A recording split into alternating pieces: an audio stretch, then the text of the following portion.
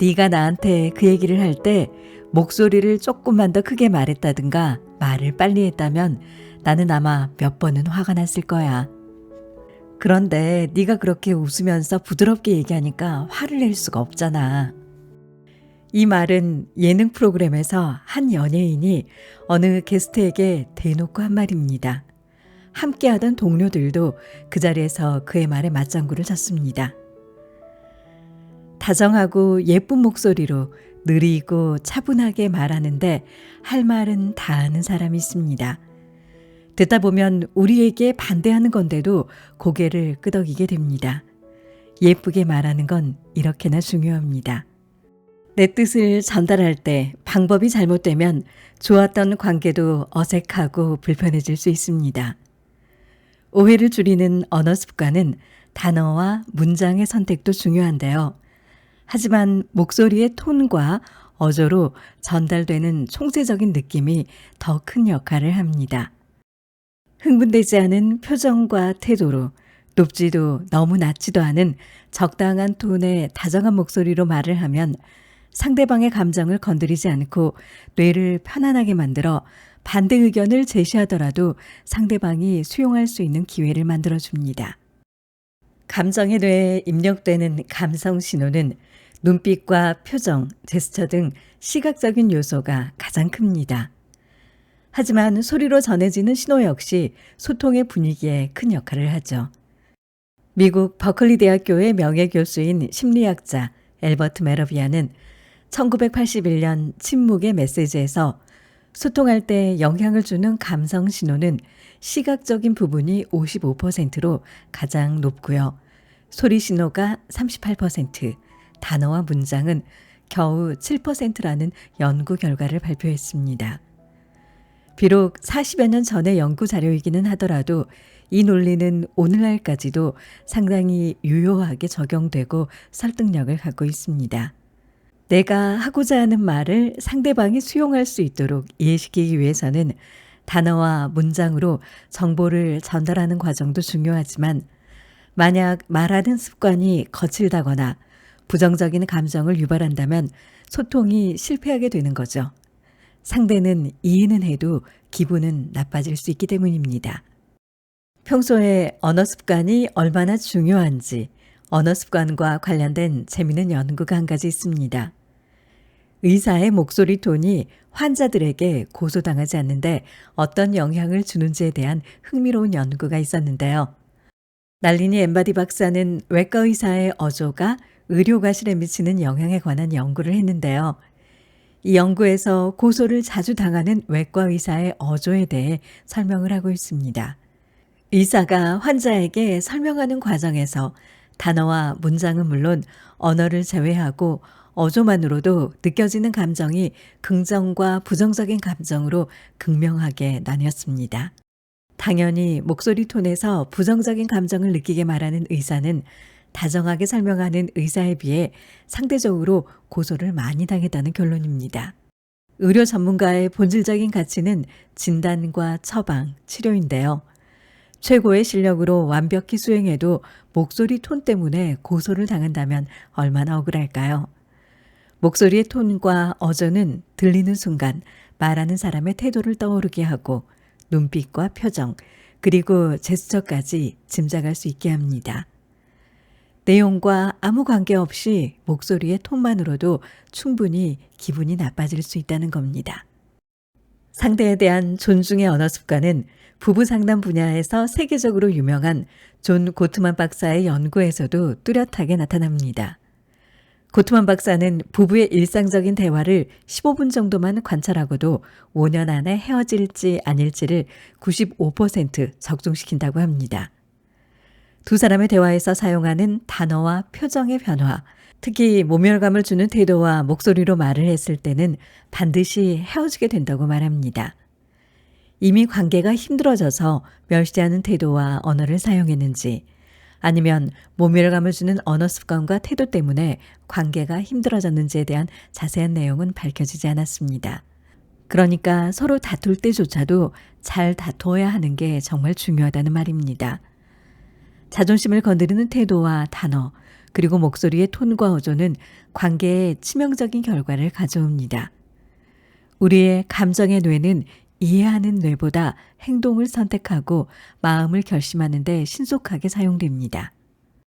화가 난 것이 아닙니다. 경상도 사람이라 그래요. 얼마 전 SNS에 올라온 어느 개인 병원의 진료실 입구에 붙어 있는 안내 문구입니다. 한국인이라면 경상도 사나이의 의미는 설명하지 않아도 대충 그 느낌을 공유할 수 있습니다. 다소 무뚝뚝한 표정과 목소리 톤으로 간결하고 짧게 말하는 특징이 느껴지는데요. 원장님이 화난 것 아니냐는 이야기를 환자와 보호자가 얼마나 많이 했길래 이런 해명 문구를 붙여놨을까요? 처음 접했을 때는 너무 재밌어서 웃게 되지만 사실 소통과 관련해서 말한다면 다소 위험한 입장 표명일 수도 있습니다. 함께하는 사람이 소통 방식에 대해 오해하는 일이 많아서 불편하다고 말을 했는데 나는 원래 그래 이런 식으로 이해가 될 수 있기 때문입니다. 오은영 박사의 금쪽 같은 내 새끼 중에서 아버지의 큰 목소리가 아이에게 스트레스를 유발한 사례들을 보면 마음은 아니더라도 표현하는 방식과 태도에서 이미 불통이 시작된다는 걸 알 수 있습니다. 아빠가 너를 위해 하는 말이야. 화난 거 아니니 불쾌하게 생각하지 말아라. 이렇게 말을 할 때 상대가 불편해하는 방식으로 소리를 지르고 거친 단어를 사용하는 언어 습관은 관계 갈등을 일으키기에 충분한 감성 공격입니다. 우리는 가끔 가게에서 이런 문구들을 봅니다. 신발 분실 시 책임지지 않습니다. 화장지 외 이물질 사용 금지. 침을 뱉지 마시오. 발견 시 엄벌에 처함. 공공장소에 표시된 안내 문구는 공동생활을 위한 금기사항을 알리는 장치죠. 하지만 문장의 내용에 따라서 반항심이 생기는 경우도 있습니다. 직접 들은 말이 아니라 목소리의 톤이나 어조로 감성을 건드려진 것은 아니지만 마치 그 말을 들은 듯 무슨 말인지 알아듣겠는데 기분이 나빠지고 내가 그 금기사항을 행하지도 않았는데 괜히 감정만 불쾌해져 어깃장을 놓고 싶은 심정이 되기도 합니다. 다음은 어느 관광지의 카페에서 발견한 재미있는 안내 문구입니다. 변기가 막히면 고객이 기가 막히고 직원에게 말하면 직원도 기가 막히고 직원이 바빠서 사장님이 출동하면 사장님이 기가 막힙니다. 휴지 이외의 이물질은 우리 모두를 기가 막히게 합니다.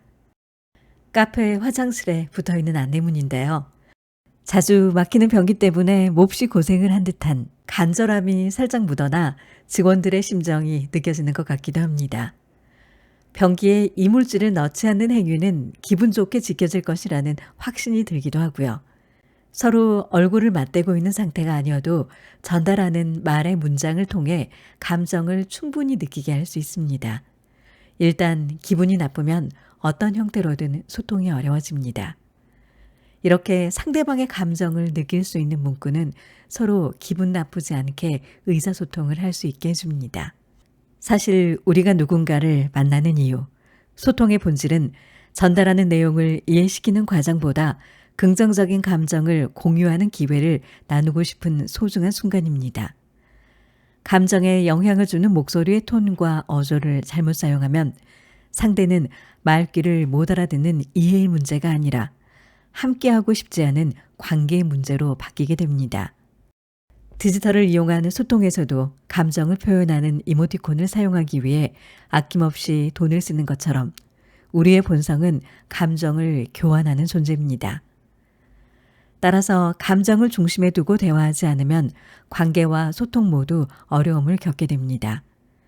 상대의 감정을 고려한 존중과 공감의 언어 습관. 이것은 성격과 관계없이 충분히 연습해야 하고요. 그 방법들은 의외로 어렵지 않습니다. 상대를 놓치고 싶지 않다면 나는 원래 그렇게 말해. 나는 원래 목소리가 그래. 이렇게 말하는 게 아니라 어떻게 말해야 상대가 기분이 안 나빠질까를 한 번쯤은 고민해 봐야 합니다. 같은 내용의 말이라고 하더라도 표현하는 방식에 따라 소통의 결과는 달라지곤 합니다. 그래서 무엇을 말하기보다 어떻게 말하는가가 훨씬 더 중요합니다. 조금 더 나아가 누가 말하는가에 따라 결과가 달라지기도 합니다. 진짜 속마음은 그게 아니었는데 이러면서 안타까운 경우를 자주 경험한다면 이제 제대로 전달하는 소통 기술을 배워야 할 때입니다. 감성 소통 교육을 진행할 때 성향에 안 맞는 사람들은 도저히 못할 것 같다며 다시 원점으로 돌아가는 경우가 있는데요. 지금까지의 언어 습관을 어떻게 갑자기 바꾸냐며 또 왜 꼭 그런 방법으로 말을 이상하게 해야 하느냐며 질문을 하기도 합니다. 남자들은 여자처럼 말하는 법을 알려주면 어떻게 합니까? 이렇게 당황스러워하기도 합니다. 하지만 지금부터 소개되는 어떻게 말하는가에 대한 방법은 남녀와 상관없이 또 성향과도 관계없이 가장 기본적으로 상대방의 감정의 긍정적인 분위기로 유지할 수 있도록 하는 최선의 감성 신호라는 걸 미리 말해두고 싶습니다. 우리는 대화를 시작할 때 가장 먼저 호칭을 부릅니다. 밥 먹어 이 말보다는 아들 밥 먹어 이 말이 더 좋고 들어올 때 우유 사다 줘 이 말보다는 자기야 들어올 때 우유 사다 줘 이 말이 더 듣기가 좋습니다. 호칭은 상대가 듣고 싶은 호칭을 부르는 게 바람직합니다. 호칭으로 시작하는 소통은 상대와의 관계와 감정을 확인하는 순간이기도 합니다. 또한 호칭을 부르는 목소리의 톤과 어조에 충분히 존중받고 사랑받고 있다는 신호가 전달되게 하려면 호칭의 말끝에 이모티콘이 붙은 듯 끌어줘야 합니다. 단어의 말끝을 딱 자르지 않고 어느 정도 끌어주면 긍정적인 느낌을 줄 수 있습니다. 아들, 팀장님. 호칭을 말할 때 말끝을 끌어주는 건 클라이막스 효과를 소통에 활용하는 겁니다. 클라이맥스 효과란 행동 경제학에서 나오는 논리인데요. 사람들이 시간 순서상 가장 마지막에 기억된 것이 가장 중요한 것이라고 판단하고 영향을 받는 경향을 말합니다. 지루하다고 느껴졌던 영화도 마지막 몇 초가 강렬하면 지인에게 추천해주는 영화가 되곤 합니다. 가수의 콘서트에서도 마지막 곡을 어느 것으로 할 것인가를 가장 심각하게 고민하는 이유입니다. 끝이 좋으면 다 좋다고 느끼는 것처럼 호칭뿐만 아니라 말끝을 끌어주는 것은 다정함이 표현되는 아주 중요한 기술입니다. 자신의 음색과 성향상 다정함을 표현하는 게 너무 어렵다면 이 클라이막스 효과를 활용하는 게 좋습니다. 무슨 말인지 알겠는데 내는 못합니다. 죽어도 안 됩니다. 교육생 중 경상도 사나이가 포기 의사를 밝혔을 때 함께하던 교육생 모두가 팀장님 그냥 말끝을 살짝 끌어보시라니까요. 한번 해보세요. 이렇게 독려했습니다. 여보 저녁 먹었어? 어라 되네. 웃자노. 신기해라. 경상도 사나이는 놀람과 쑥스러움에 얼굴이 상기되었고 교육생들이 기립박수를 보냈습니다. 필요를 느끼고 방법을 알게 되었다면 잠깐 연습하면 됩니다. 행복한 함께하기라는 소통의 동기를 잊지 말고 소통 전문가들이 연구를 통해 소개한 방법을 한번 믿고 실천해 보시기 바랍니다. 클라이맥스 효과를 호칭과 함께 목소리 톤을 사용해 활용하면 짧지만 강렬한 감정적 메시지를 전달할 수 있습니다. 뉘앙스라고 표현하기도 하는 소리의 여운은 말로 다 설명하지 않은 감정도 전달되는 신호입니다. 그러므로 호칭에 뉘앙스만 담아도 충분히 뜻을 전달할 수 있습니다. 어느 사극에서 중전 역할을 한 배우가 오로지 기억나는 대사는 어마마마밖에 없다면서 어마마마의 수많은 감정을 담아 연기했다는 인터뷰 내용을 들은 적이 있습니다. 어마마마, 어마마마, 어마마마, 어마마마. 무슨 말을 하고 싶은지는 호칭과 목소리 톤만으로도 충분히 전달됩니다. 공감이 어렵거나 마음을 말로 다 전할 수 없을 때는 감정을 담은 톤으로 호칭만을 말해도 충분히 소통할 수 있습니다. 이 방법은 상대의 흥분된 감정을 진정시킬 때도 효과적입니다.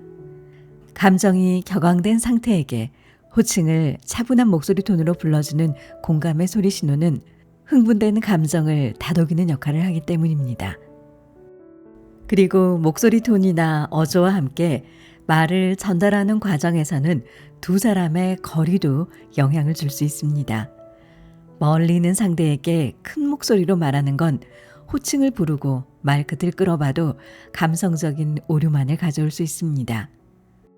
자기야, 빨리 다녀와. 자리 맡아놨어. 자기야, 자리 맡아놨어. 빨리 와. 알았어. 내가 가져올게. 알았어. 내가 가져올게.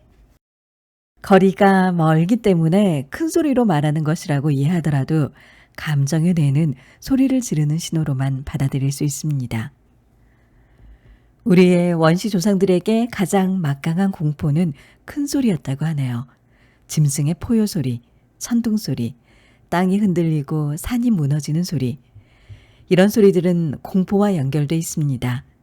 우리의 무의식 깊은 곳에는 이 정보가 그대로 저장돼 있어서 현재를 살아가는 지금도 즉각적으로 반응하곤 합니다.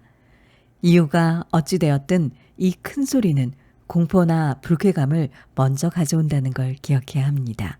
소리 지르지 않는 정돈된 소리는 상대에 대한 존중을 표현하는 것으로 최선을 다해 간격을 좁히고 안정적이고 다정한 목소리로 말해야 오해 없이 마음이 전달될 수 있습니다.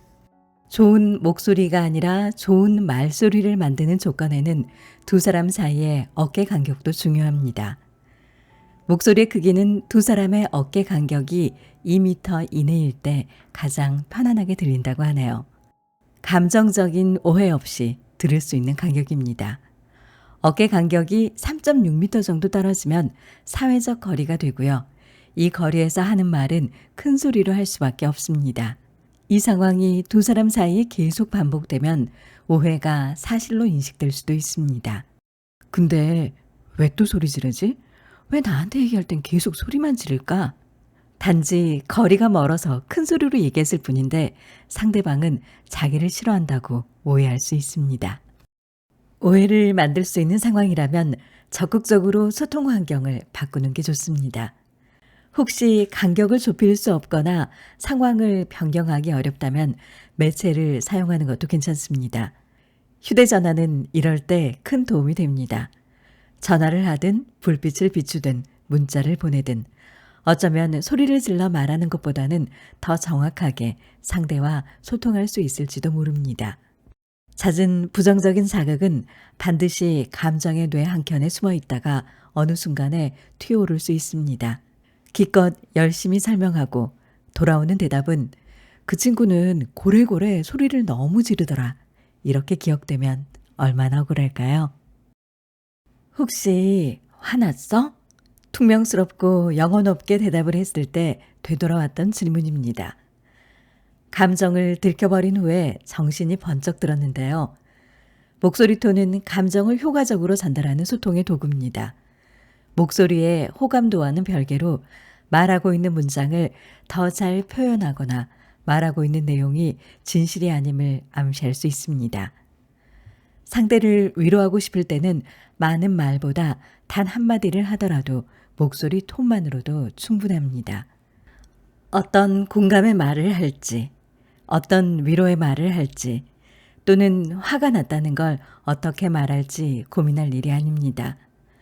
진심을 담은 목소리 톤으로 단 한마디의 호칭만 불러줘도 그 마음은 충분히 전달될 수 있습니다. 그런데요, 저는 목소리가 너무 안 좋아서요. 저는 목소리가 너무 작은데요. 목소리의 음색과 크기 때문에 고민하는 사람들이 있습니다. 이미 타고난 목소리를 변화시키는 건 어렵지만 어떤 목소리건 다정하게 들리는 건 충분히 가능합니다. 그런 뜻이 아니었는데 이렇게 나중에 설명이나 변명을 해야 하는 상황을 만들지 말고 몇 마디 안 해도 호칭과 함께 다정한 목소리 톤으로 말한다면 충분히 서로 오해를 만들지 않고 즐겁고 유쾌하게 대화를 할 수 있습니다. 누군가와 중요한 대화를 앞두고 있을 때 다정한 목소리 톤이 준비됐다면 다음은 머리끝부터 발끝까지 대화를 한다는 마음으로 용모를 한번 점검해 볼 필요가 있습니다. 소통을 할 때 용모와 복장은 상대와 상황에 대한 존중입니다. 내가 상대를 어떻게 생각하는지 구구절절 말할 수 없기 때문에 무언의 소통 도구인 용모를 통해 단정하게 하고 복장을 깔끔하게 하는 것입니다. 예를 들어 소개팅에 나갈 때 용모와 복장을 가장 먼저 고민하고 준비하는 이유는 상대에 대한 기대감으로 소통을 잘하고 싶은 마음이 있기 때문이죠. 상대방에게 좋은 인상을 주고 마음에 들어 긍정적인 결과로 이어지고 싶을 때 우리는 무슨 말을 하지에 앞서 뭘 입고 가지부터 생각합니다. 소개팅에 참석하는 상대에 대한 느낌도 비슷합니다. 어떤 가치관을 가진 사람일까 보다 용모와 복장에서 나를 만나기 위해 어떤 준비를 했을까를 먼저 평가합니다. 자세히 들여다보지 않아도 잠깐 스치면서 느낀 아우라에서 이미 소통의 결과가 결정되곤 합니다. 이른바 짧은 시간 일어나는 순간적인 판단, 블링크를 경험하는 순간이죠. 즐거운 마음으로 만남을 이어갈지, 간단하게 아이스 아메리카노만 먹고 헤어질지, 용모와 복장에서 결정될 수 있습니다. 진지하게 대화를 나누어 보고 성격도 알아보고 더 경험해야 진짜 상대를 알 수 있지만 이미 감정의 뇌는 스스로를 통제하지 못하고 시각적으로 느낀 부정적인 감정을 그 진실한 소통의 시작조차 막아버릴 수 있습니다. CC라고 불리기도 했던 오스트리아 프란츠 요세프 1세의 부인 엘리자베스 황후는 눈이 부실 정도의 미모뿐만 아니라 황제와 함께해야 하는 공식적인 자리에 잘 나타나지 않은 것으로 유명한데요. 그 이유가 황후의 품격을 갖추기 위해 3시간 넘게 머리부터 발끝까지 치장하는 시간을 너무 힘들어했기 때문입니다. 황후로서의 품격이 머리와 드레스에서부터 시작되는가라고 질문하면 대답은 당연하다입니다. 한석규와 고수가 주연했던 영화 상의원에서도 권력을 위한 관계 맺음의 열망을 위해서 혼을 담아서 옷을 지어 입는 왕과 여인들의 이야기를 엿볼 수 있습니다. 세계 모든 왕가에서 국민의 존경과 신뢰를 받고 절대적인 존재라는 것을 믿게 하기 위한 무언의 소통 도구는 바로 복장이었습니다. 장군은 일반 군사들과 분명히 다른 옷을 지어 입으면서 복장에서 나오는 위엄으로 무언의 소통을 한다는 걸 부정할 수가 없습니다. 또 전쟁 중 왕이나 장군을 구하기 위해 부하 직원이 옷을 바꿔 입는 경우는 복장으로 그가 누군지 알게 되기 때문이죠. 말로 설명되지 않는 품격과 상대에 대한 표현은 복장에서부터 비롯되고 아직 한마디도 소통하지 않았지만 복장에서 나에 대한 상대의 존중 그리고 상대에게 알려주고 싶은 나의 진심은 이미 충분히 표현되고 있다는 걸 잊지 말아야 합니다. 제가 아는 어떤 사람은 부부싸움을 하기 전에 머리부터 빗고 옷을 제대로 갖춰 입기 시작합니다. 부부간의 의견이 갈등으로 가지 않고 설득으로 이어지는 소통의 시작이 되려면 어떻게 해야 할까요? 자녀들이 말을 잘 듣고 부모에 대한 신뢰를 갖게 하려면 어떻게 소통을 준비해야 할까요? 우리 감정의 뇌는 이해하는 뇌보다 신속히 반응을 합니다. 대화를 시작할 때 상대에게 보이는 나의 용모와 복장이 얼마나 크게 영향을 미치는 것인지 잊지 말아야 합니다. 뭔가 중요한 얘기를 하고 싶었는데 무릎이 나온 트레이닝복에 머리는 질끈 묶고 빨간 고무장갑을 끼고 설거지를 하면서 나누는 소통은 부정적인 감정을 더 격하게 부정적으로 만들 수 있고 대화의 이슈까지 덮어버리는 오류를 범할 수도 있습니다. 중요한 소통의 순간일수록 머리부터 빗고 옷을 잘 입고 나를 잘 갖춰서 소통에 나서게 하면 어떨까요? 소통은 물론 말로 하는 것입니다.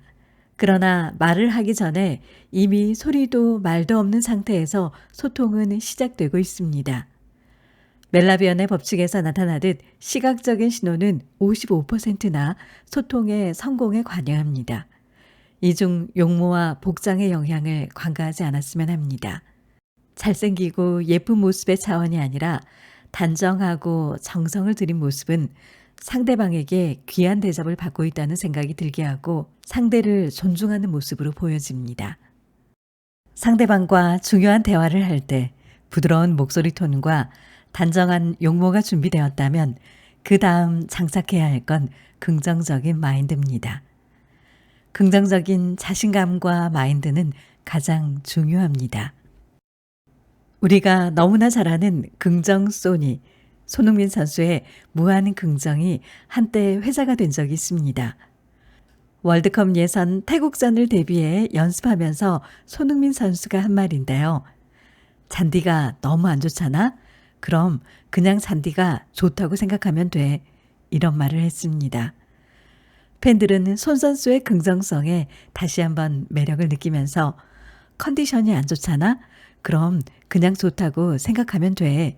이런 패러디를 만들기도 했습니다. 세상을 바꿀 수는 없지만 내 마음을 불행하지 않게 마음먹는 걸 바꿀 수는 있습니다. 내 감정을 긍정적으로 조절하려는 노력은 우리 삶 전체에도 엄청나게 긍정적인 영향을 줄 수 있습니다. 안 될 것 같은 일도 잘 될 것이다. 나는 잘할 수 있다. 이렇게 긍정적인 마음을 먹는 것에서 모든 좋은 일이 시작됩니다. 긍정이 행복한 삶에 주는 효과를 심리학의 관점으로 연구한 긍정 심리학에서는 부정적인 감정을 없애는 것보다 안정과 평온, 기쁨과 즐거움 등 우리에게 긍정적인 감정을 찾아내는 시도가 더 많은 행복을 느낄 수 있다고 강조하고 있습니다. 소통을 할 때도 긍정은 매우 귀중한 능력입니다. 상대나 상황을 긍정하게 되면 부정적으로 흥분됐던 감정이 차분해지죠. 특히 우리 힘으로 변화시킬 수 없는 불가항력적인 상대나 상황이더라도 재빨리 긍정적인 태도로 감정을 다독일 수 있다면 소통 결과는 훨씬 더 만족스럽게 나타날 수 있습니다. 상대와 즐거운 소통을 하기 위해 긍정적인 요소를 찾아내는 과정은 사실은 상대를 위한 것이 아니라 철저하게 나를 위한 것입니다. 상대방과 지금 이 상황에서 긍정적인 요소를 찾아내야 내 감정이 힘들지 않기 때문입니다. 진흙 속에서도 아름다운 연꽃이 피는 것처럼 어떤 상황과 상대방에게서도 작정하고 긍정적인 면을 찾아내면 반드시 나를 위로하고 안정시킬 수 있는 좋은 면이 있다고 믿어보면 어떨까요? 지금 당장 무인도로 떠나서 죽을 때까지 홀로 살 자신이 있는 게 아니라면 우리 곁에 누군가와 잘 지낼 방법을 찾아야 합니다. 타인과 잘 지내겠다는 결심은 타인이 아닌 나 자신을 위한 이기적인 선택이기 때문입니다. 타인과 잘 지내고자 하는 목적은 그 누구도 아닌 나 자신을 위한 선택입니다. 지금까지 박보영님의 책 나를 위한 지혜로운 말하기 수업 이기적 소통과 함께했습니다. 이 책을 쓴 박보영 작가는 화법과 소통에 관심 있는 소통 전문가입니다. 여리고 낯을 가리는 성격을 타고나 어릴 때부터 인간관계 때문에 마음고생을 많이 했다고 합니다. 가족 간의 관계도 어려웠고 사회인이 되어 만나는 사람들과의 인간관계에서도 어려움이 많았다고 합니다. 바로 이 점이 작가가 소통을 진심으로 고민하고 연구하게 된 계기가 됐다고 하네요. 이 책은 이 세상에서 가장 소중한 나를 지키면서 상대와 잘 지내는 방법에 대해서 얘기하고 있고요. 이것을 이기적인 소통법이라고 부르고 있습니다. 이 책이 인간관계에서 어려움을 겪고 있거나 동시에 상대방과의 소통에서 자존감을 높이고 싶은 사람이 있다면 도움이 되었으면 합니다. 오늘도 소중한 시간 책틈과 함께 해주셔서 감사합니다.